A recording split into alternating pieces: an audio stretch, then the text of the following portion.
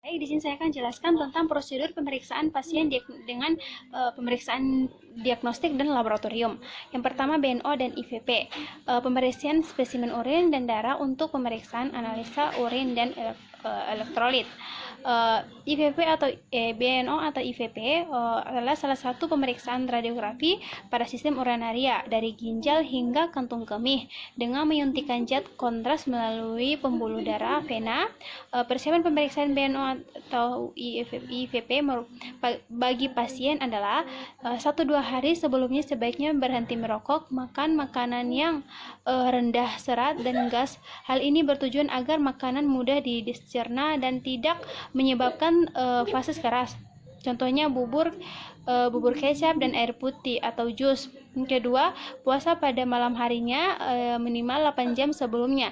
Tidak makan dan minum sama sekali. Pada malam harinya pasien diminta minum laksatif Dulcolax untuk mengeluarkan sisa makanan dan usus.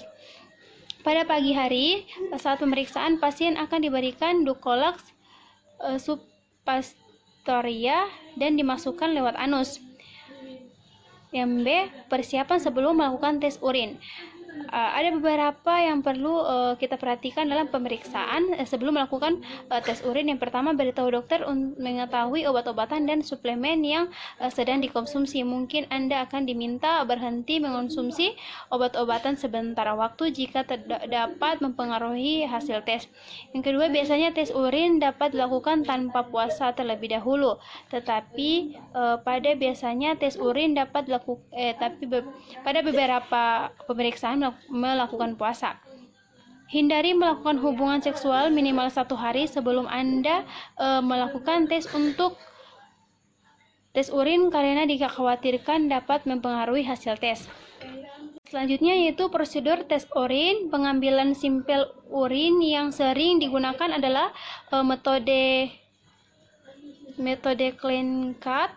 Adapun prosedur pengambilan tes urin dengan metode clean cut adalah sebagai berikut, yaitu membersihkan area kemaluan menggunakan tisu steril supaya bakteri dan sel di sekitar kemaluan tidak ikut terbawa ke sampel untuk wanita. Membersihkan kemaluan menggunakan tisu steril dan dari depan ke belakang. Jangan lupa membersihkan cairan sekresi vagina dan darah menstruasi untuk menghindari konstipasi pada sampel urin. Pada pasien yang tidak bisa mengambil sampel urin secara mandiri, dapat menggunakan kateter sampel urin yang diambil menggunakan kateter harus langsung dan dari selang kateter.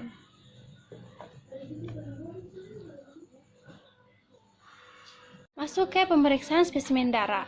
Pemeriksaan darah merupakan pemeriksaan dengan bahan atau spesimen darah. Beberapa pemeriksaan berikut ini menggunakan spesimen darah antara lain albuminum, asam urat, gula darah, hematoroid, hemoglobin, trombosit, dan kolesterol. Tempat pengambilan darah untuk berbagai macam pemeriksaan laboratorium. Pada pemeriksaan spesimen darah yang diambil yaitu darah vena, meliputi darah vena, darah kapiler, dan darah arteri.